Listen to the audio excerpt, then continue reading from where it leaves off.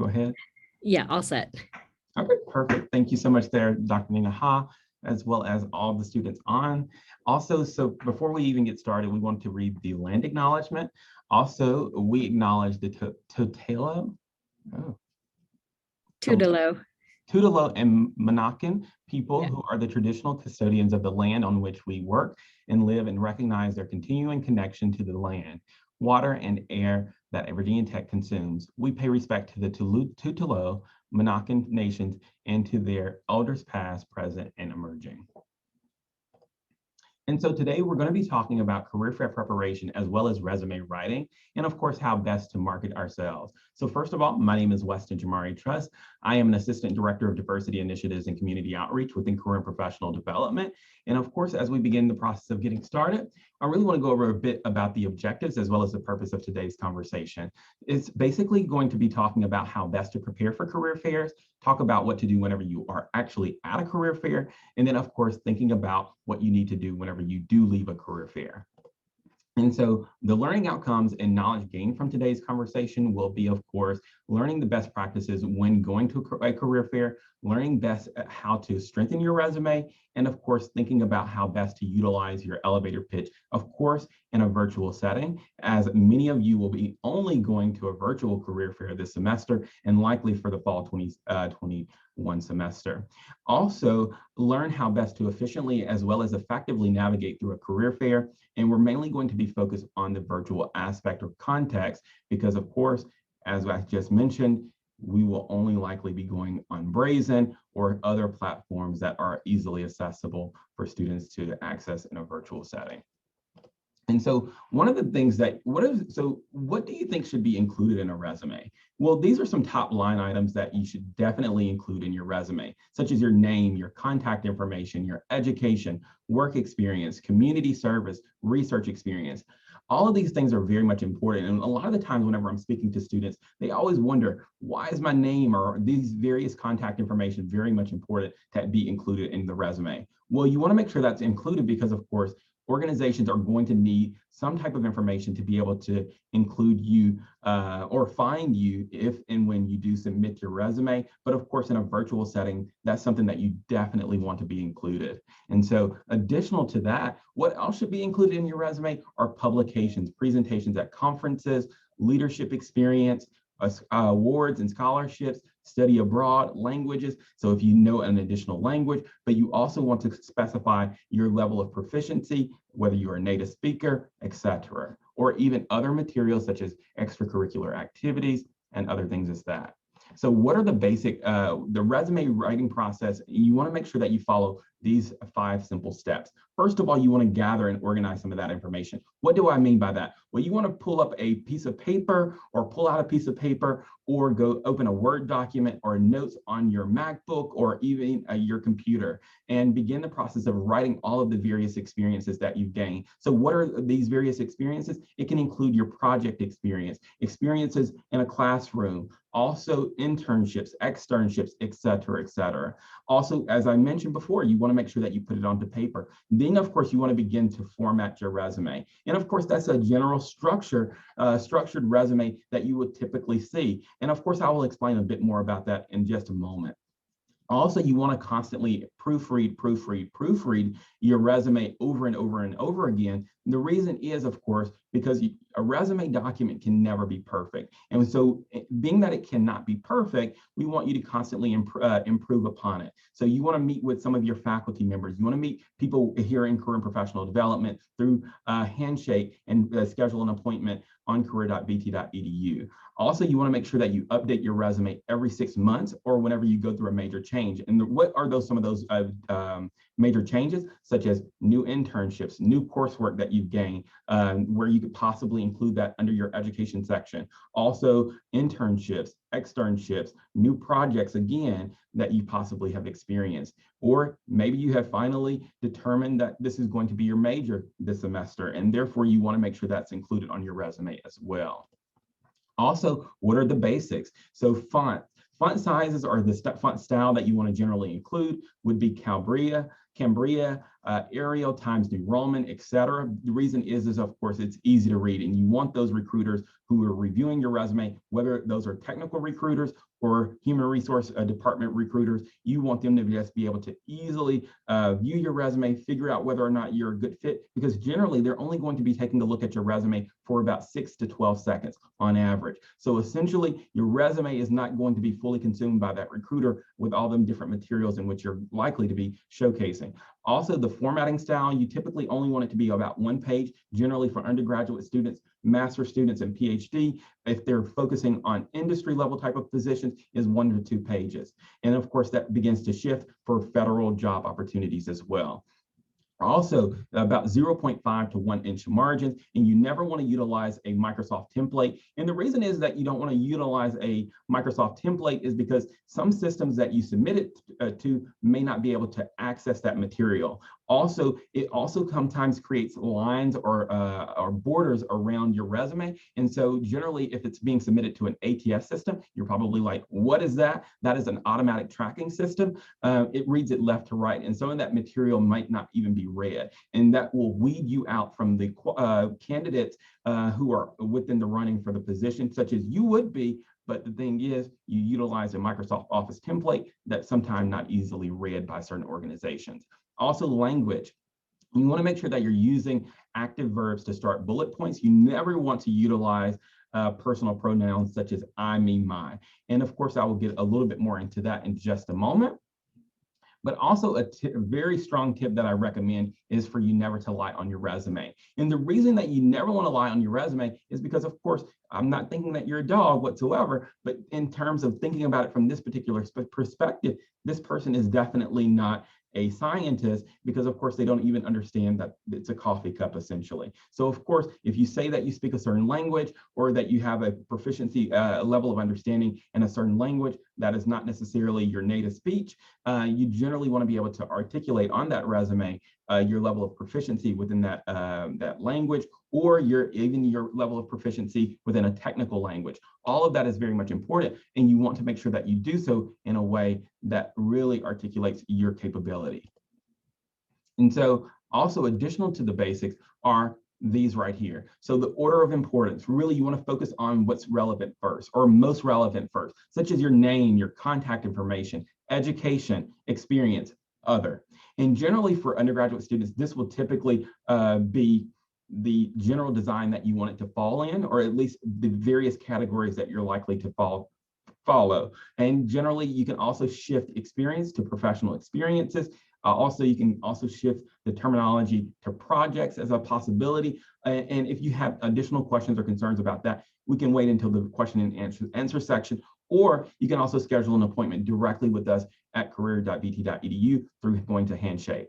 Also, order of your experiences. You want to make sure that it's reverse chronological order, and most recent comes first. What does that mean? Well, if you have a current experience right now, such as you're working at a part-time opportunity or doing an internship right now, you want that type of experience to go first. Or if you're also listing some of your various projects within classes, you want to make sure that the most relevant coursework is included first within that that project area that you're discussing. So also for those bullet points, you should make sure that each of those are make sure each of those are indented, about 2 to 6 bullet points. You don't want to overload the recruiter with material, because of course, they're only going to be taking a look at your resume for about 6 to 12 seconds generally. However, if they are somewhat excited about the material that you're possibly including, they might look at it a bit longer, but don't necessarily count on that.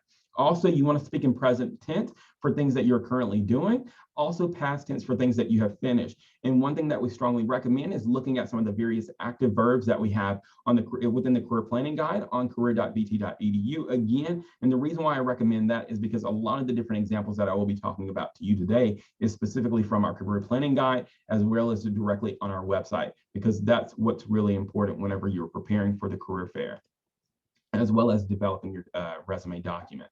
And then also we have generally a lot of questions about whether to utilize an objective or not to utilize an objective.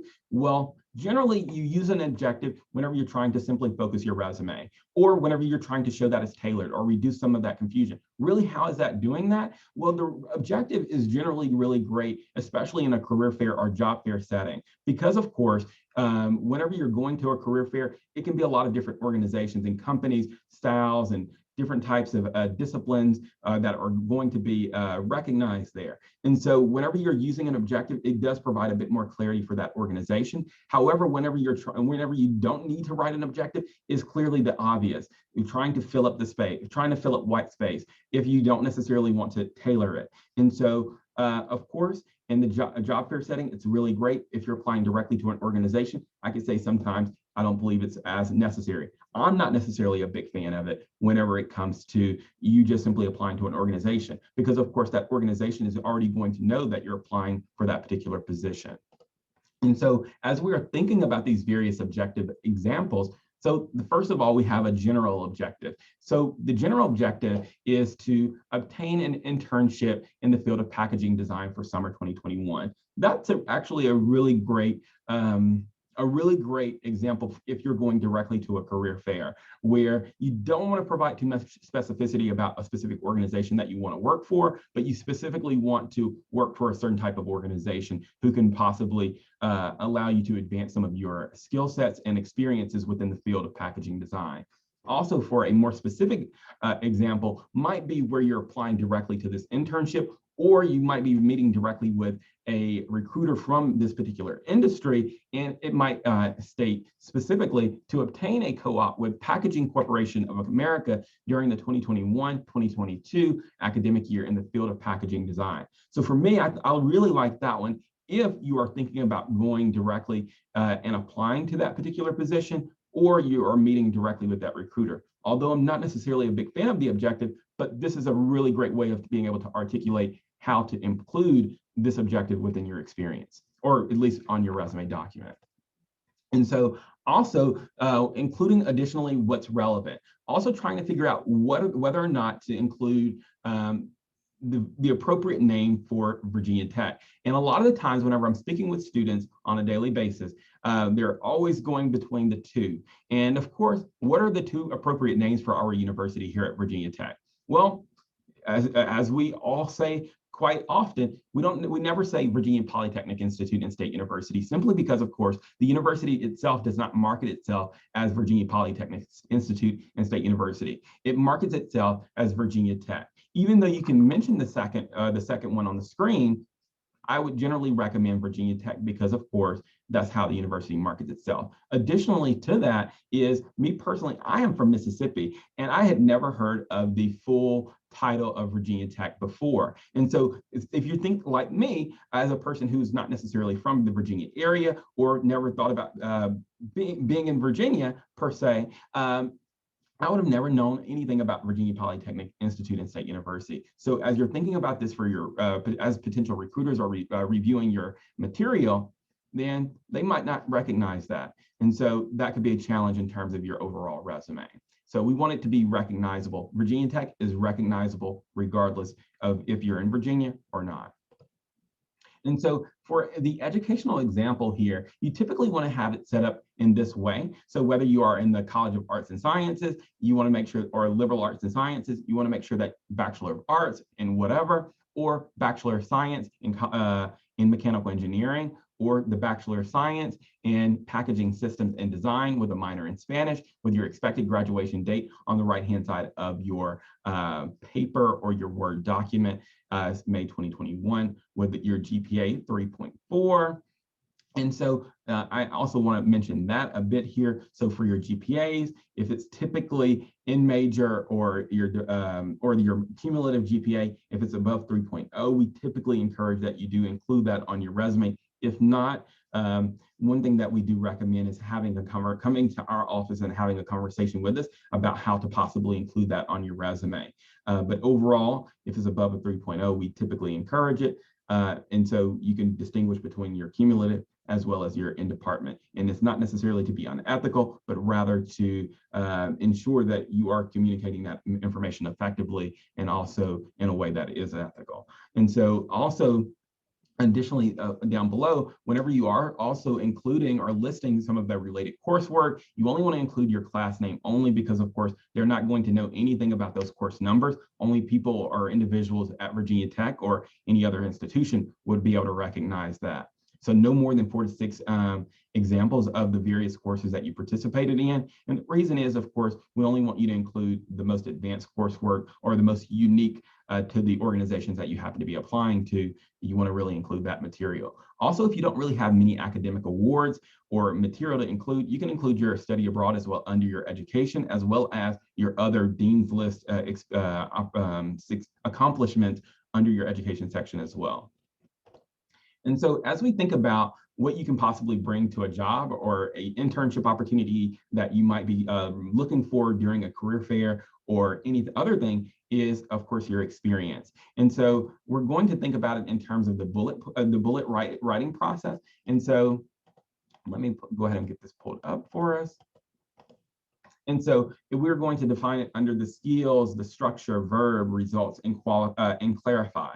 And so really, what does this mean? So of course, the skill is something that you're learning or the skill that you're able to bring to the table. So every one of your experience bullet points should basically be developed out of thinking about some of the skills that you're able to bring to the organization or company that you happen to be applying to, or with the one that you might be really want to be able to showcase those various accomplishments. And what do I mean by that? So the skill is, what did you get out of performing this particular duty? And then, of course, as you begin to think about this experience, you want to structure it into a sentence. Also, the verb, you want to start every one of your bullet points with a strong action statement. We have a lot of different active verbs, specifically on one of our pages within the career planning guide, that you can directly pull these various verbs or synonyms for certain words, such as use. You might want to utilize another terminology. And so that could make your resume a bit stronger in terms of its statements that you're trying to showcase to the organization. Also, you want to showcase some of the various results that you were able to accomplish. What were the outcomes of your work is another question. Also, clarify. You want to add details and numbers to answer who, what, where, when, why, and how many. And I believe that happens to be one of the most crucial questions that you can possibly respond to in terms of being able to include that directly on your resume. Also, the example that we're going to think about today is, of course, answering phones. And generally, what is a skill set that we're going to be able to gain out of answering phones? Well, as it showcases over here, it's communication skills. And then we're going to put it into a sentence. Well, I learned communication skills while answering phones.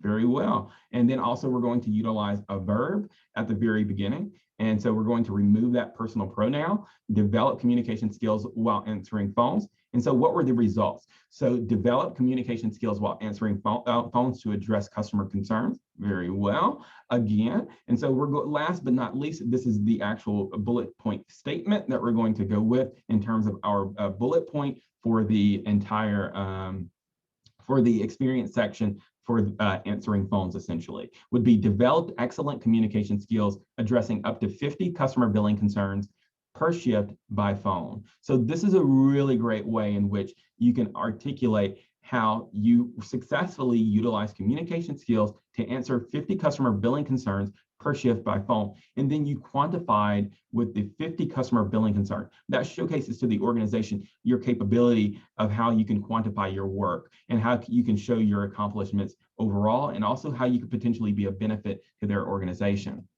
And another way of being able to quantify some of those various results that you were able to do is by showing how much, how many, and how often. You were able to increase production by 55%, raise over 4,000 for the American Cancer Society through, et cetera, et cetera. And so this is a way in which you can also showcase some or quantify some of those various results as well. And this is something that, if you can, I generally recommend, because of course, let's say you work with a group of 4 individuals, maybe you, or if you were working on a project in a team of 4, maybe you took more of the leadership responsibility and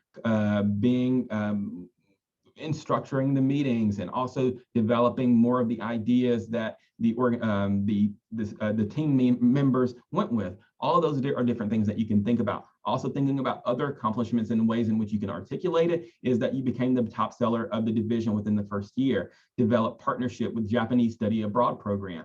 All of these are different ways in which you can articulate things on your resume, but also thinking about ways in which you can quantify that and showcase that accomplishment, and also some of those various skill sets that you're able to bring to the table. And so as we think about some of those various skills, you always want to show and not necessarily just tell them one thing. So I've seen just within the past couple of days where people wanted to put, where a student wanted to put, I had developed data analytics. Well, data analytics is a skill that you do want to include if you can, but networking is a skill, or a student volunteer coordination as a skill. Yes, those are skills, but you really want to be able to showcase that through some of the various experiences that you've gained. So you want to be able to include your computer skills, programming skills, languages, certifications, etc. You don't want to include communication skills or team player. You want to really be able to show that, or unrelated activities such as rock climbing, Netflix. And even the other day I seen where a student said, I like hot wings or things like that. You don't want to include like hobbies or that type of material, because of course your resume is a professional document where you have the opportunity to showcase to an organization your skills, your accomplishments, and possibly what you're able to bring to the organization itself. So that's what's important. And so what to leave off of your resume are references. You don't even want to write references available upon request on your resume, because of course, either in the application process, you will be requested to submit your references, or generally, if they want to move ahead with you, they will request 3 or 4 references to be included before they actually move ahead with your application, or move ahead with you as an individual to join their organization. So you want to keep them on a separate sheet with similar formatting. Ask for permission each time, or they should ask for permission each time they want to utilize your references, because of course that's your material. Also, a quick tip that I generally recommend as well is that you only want to include facts, not opinions. Opinion is a thing, an opinion is, I am a strong team leader. Again, as I mentioned before, you really want to be able to showcase that you are a strong team leader by being able to work within those various projects, working within that internship, working with your faculty member as a research fellow, or a person who is working within a professor's lab, etc. And then also a great communicator. You want to, again, be able to show that you are a great communicator by showcasing what exactly did you develop out of this particular experience, and how you can articulate that again on your resume. Hard worker is another opinion, and you don't want to just say that you're a hard worker. We want to see what you've actually accomplished in terms of being able to say that you've done a lot of hard work. Maybe quantifying some of the various projects and presentations and panel positions that you gain is all the different things that you can showcase on your resume. Another fact would be led a team of 14 undergraduate students in doing what? And that would be a way of being able to write that on your resume. And also led, you could utilize another stronger active verb possibly. And then also you served as a conversation host for international students is another way of being able to articulate that. Also achieved a 45% increase in customer response through, etc. Also, that's a really great way. And then also, as we move on to career fair preparation here, this is something that we definitely need to think about, especially as we're going to these various career fairs in the next couple of days, as well as in the next few weeks. We want you to make sure that you're researching some of these various companies. We want you to focus on those industries and think beyond your major. Yes, Virginia Tech has 17 different career fairs in the span of a year. While that is quite amazing, there is a lot of thematic type of career fairs here at Virginia Tech, to be very frank and honest with you.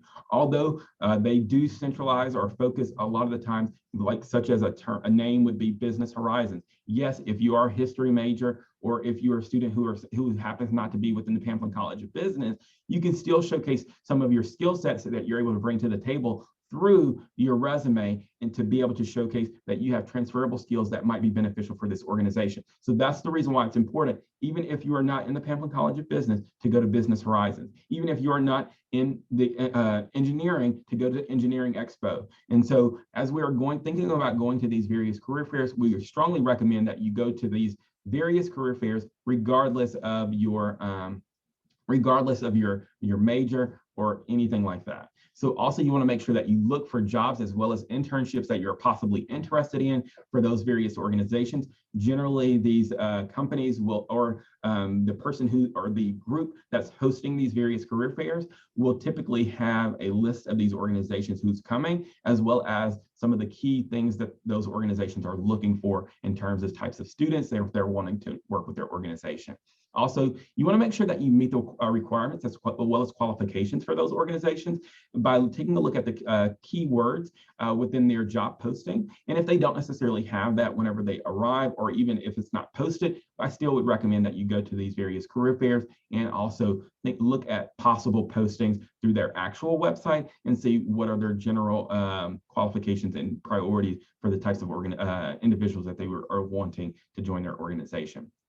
Also, one of the things that I would recommend as well is a list of companies. You want to make sure that you create a list of companies that you want to talk to and prioritize them, especially in a virtual setting. I have noticed a lot of students mentioning that there are long wait times through the Brazen platform. And the reason is of course, a lot of students are waiting in line through this virtual platform. So it makes it easier to gain access to these various organizations, but it can also be very limiting in terms of the amount of time that you have with other organizations. So of course, the first thing that I would recommend as you think about prioritizing them is some of the other additional materials as well. So you prioritize the top 5 that you care about, and you start at the top 5 and then work your way down, because of course you want to make sure that you get your nerves out, especially in case they do want to video chat, although a lot of organizations right now are mainly doing the chat system. And so a lot of the information that you need to have ahead of time is, of course, your elevator pitch, your resume already completed, and other things that you might want to consider in just a moment. So additionally, attire, what to wear. Of course, what's considered appropriate in one industry is not necessarily considered appropriate in another, but generally, whenever you are going to a career fair, we generally recommend that you are business professional and like a suit and tie if possible, and a blouse and a blazer potentially over. And then since it's only going to be from your waist up, and that's the only thing that you have to focus on, but we generally recommend that you everything should basically be your full suit on for that day.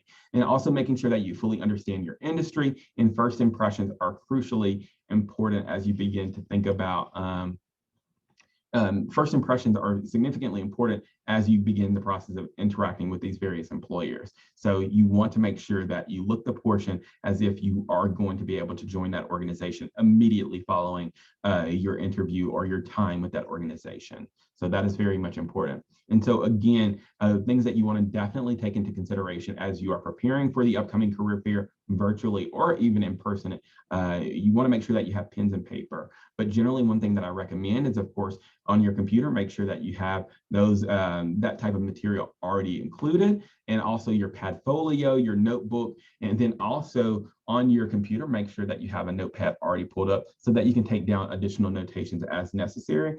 And then also a positive attitude, and that you can't take that away from anyone because of course that's something that's crucially important.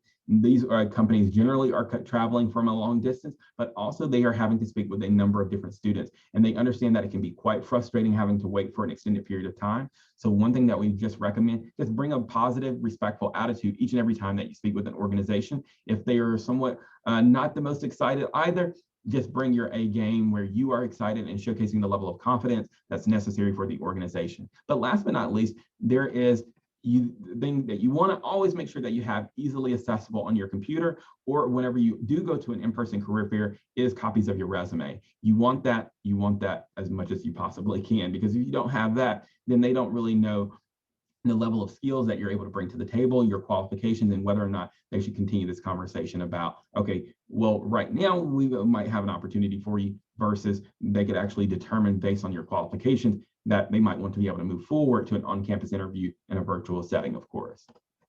So of course, as we are talking about these 30-second commercial or the elevator pitch is really just trying to showcase who you are as a potential candidate and as an individual. Also, why you are interested in the company or the position, why you are qualified, and what you can possibly do for the organization. Again, last but not least, what can you do for the organization is really the most crucial aspect of really being able to answer that question. And so as you're thinking about developing your elevator pitch, especially for this virtual career fair, you want to really think about all of these different questions, and you really want to have those already typed out on a separate Word document prepared for the upcoming career fair. That's the one thing that I strongly recommend for you.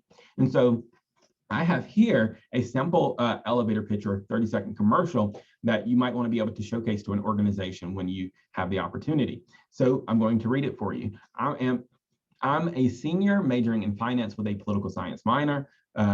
Here at Virginia Tech, I'm heavily involved with College Mentor for Kids, as well as my service fraternity. I've also studied and traveled abroad all last year. With these experiences, I've gained a deep appreciation for diversity, service, and mentorship. I'm hoping to put my leadership and customer service skills to work.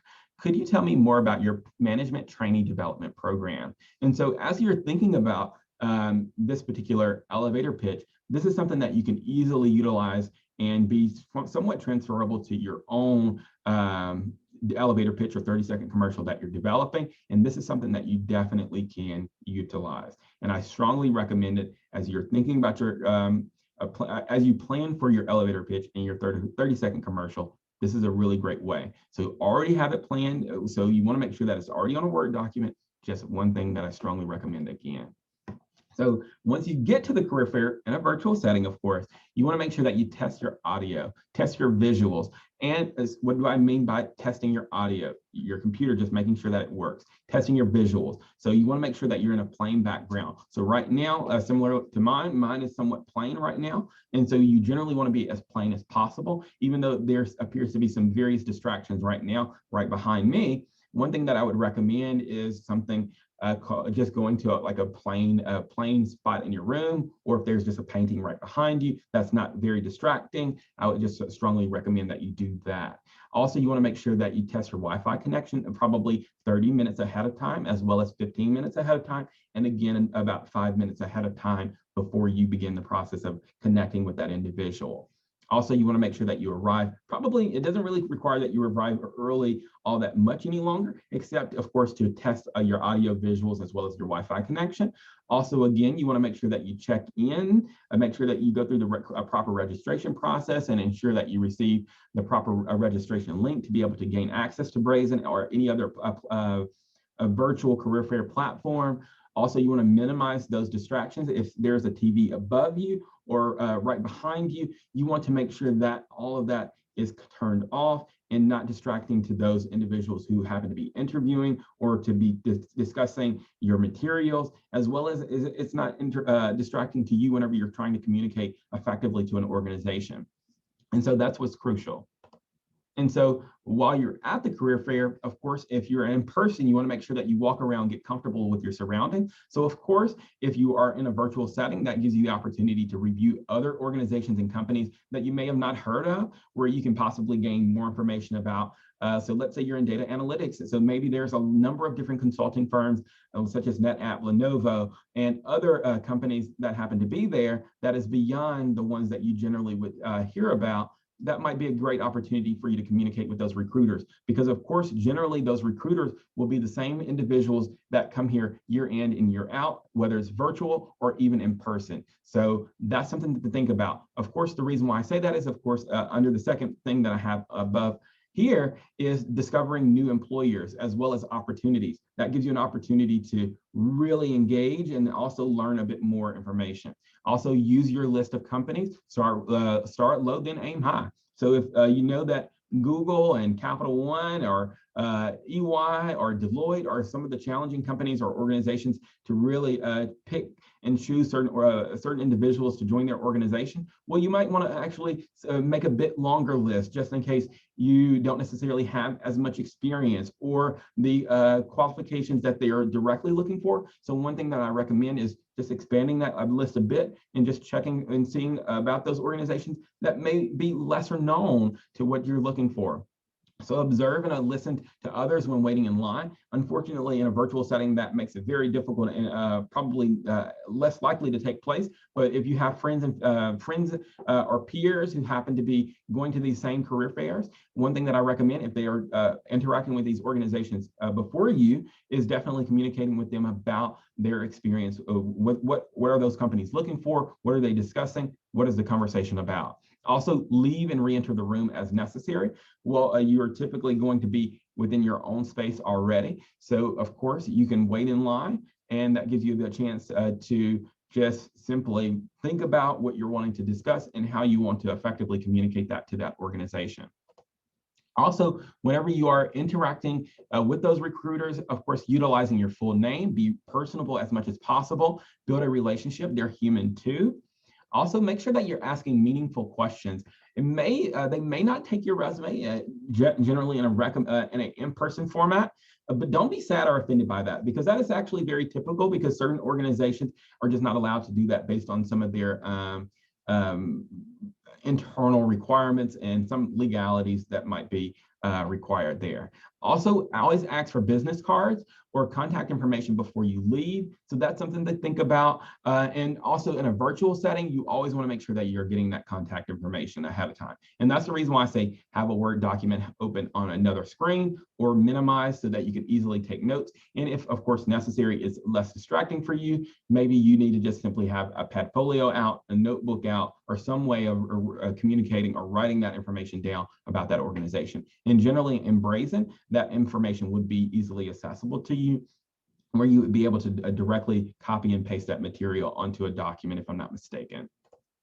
And so additionally to that, here are some things that you want to make sure that you're asking recruiters. You want to ask them how they're doing before you even get started, because you want to develop this authentic relationship, or not authentic relationship, but an authentic conversation as you are beginning the process of getting into more material about, okay, well, I'm here because I want to gain an internship or learn more about your management training program at Lenovo, NetApp again. Or, and then another question is to ask what it's like working in this particular career field or discipline area. Also ask about applications, interview process, future opportunities within the organization that might be meaningful for you, or as well as might be meaningful for them in the very coming months as you complete your internships, et cetera. And so what does the company do? And do you have any jobs? That's not a good question to ask. You really want to be able to focus on the organization as a whole, and also how you, and the question before the last question, asking about applications and future opportunities is something that you could frame it as, versus just saying, what does your company do? Just simply means that you did not do your research, as I mentioned initially. Also, do you have any jobs? Of course, you should have already had you should have already taken a look at the opportunities that are available. And then, of course, if you did not see anything that was directly aligned with some of your various experiences, is discussing about future opportunities again. And of course, after the interview, you always want to make sure that you treat yourself. You did that and you did a really great job. And so again, you want to make sure that you send a follow-up thank you notes to each of those organizations or individuals that you had the opportunity to interact with, especially those recruiters. And one thing that I recommend that you do is send it in a PDF format, but you send it through that email, and just really just talking about a little bit about, make sure that you take notes about some of the statements that the recruiter mentioned, and then some things that you mentioned, but you want it to be short and sweet. It doesn't have to be a long paragraph or anything of that nature, but just indicating that you were listening, and also that there were some points that you were very much interested in. And then, of course, last but not least, is apply, wait, and be patient. And so, of course, if they don't respond to you within the span of a week or two, it's okay. And of course, we're all in a virtual setting, especially in this current circumstance. And this is one of the big things that we generally recommend as well. So that is typically okay. And again, if you have any additional questions or concerns, please feel free to contact me via email. My email is weston19@dt.edu. We have appointments here at Virginia within the Career and Professional Development from 9 a.m. all the way to 4:30. Well, actually 4:30 to 4:30. Goodness, I'm not get my words out right today. Till 4 o'clock on any given day for about 30 minutes per appointment. And of course, if you're master's or PhD students, we generally will accept an hour appointment as well. And also we have 15-minute appointments Monday through Friday from 10 to 4 as well. And if you have any additional questions beyond that, please let me know. Thank you, Weston. At this time, if people want to ask questions or have comments, we're going to take them now or in the chat if you would like as well. Absolutely. If not, I have actually one question. I know sometimes people also want to know what are some good follow-up questions to ask a recruiter? Like what are some basic questions that people should think about? Well, during an interview, generally during an interview process, one of my favorite questions specifically is within the first 30 days of starting your organization, how can I be most effective with your organization? And the reason that is, I know we're not necessarily only talking, well, not really talking about interviewing, but I think that is one of the most crucial questions because of course it puts the organization in a footing where they're automatically having to see you as an individual within their organization. And that's what's most crucial whenever I think about talking with recruiters. And then of course, even at the career fair, at or near the end of that interview, how could I be most effective in your organization? And what skill sets would be most effective if that I need to gain to be part of this organization? What are some lacking skill sets that you're seeing holistically within your organization? Might be something that you want to definitely take into consideration. So let's say it is a technical organization where a lot of people are doing really terrible at Java. I'm not a technical person myself, at Java or MATLAB or whatever else there might be. That is going to really provide you an indication of what you might need to be able to bring onto the table. And also if there's something that's lacking, you can start to gain those skill sets now and to hopefully gain an opportunity within that organization as well. Thank you. Someone in chat said, thank you for a wonderful presentation. So we definitely appreciate it. I guess another question might be, what are some of the biggest mistakes that you've heard students make while in an interview? Absolutely. I think that's a really great question. One of the biggest mistakes is the lack of preparation. And so generally with the tell me about yourself question, a lot of people want to get very personal, although I think there's a tendency for that.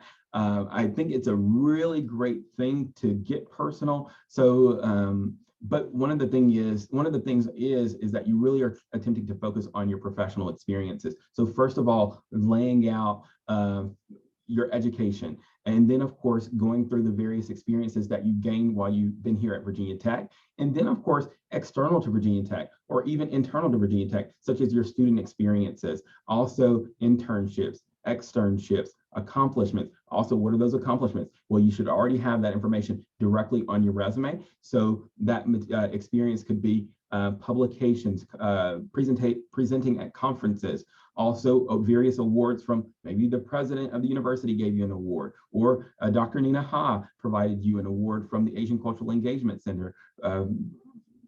Just a number of different things that you really want to be able to go through, and then also really trying to be concise. And one thing that I do see, especially among our more technical students, or especially within the College of Engineering, is that students really struggle with being beyond concise. Well, what do I mean by that? Is a lot of the students are very concise and they don't necessarily know how to provide various examples and providing additional details to their material. And that's one of the things I think people really struggle with more holistically, especially within the technical areas. But I think if you definitely schedule an appointment with myself or with one of my colleagues here in Career and Professional Development, I think we could definitely work through some of those difficulties. Great, thank you very much. I definitely appreciate it. Can you just provide your email one last time for people? Absolutely. My email is Weston19, WESTON 19 @vt.edu. And I will repeat it one more time just for clarity, Weston19 @vt.edu. Thank you, Weston, and we really appreciate all of your hard work. This has been amazing and quite informative.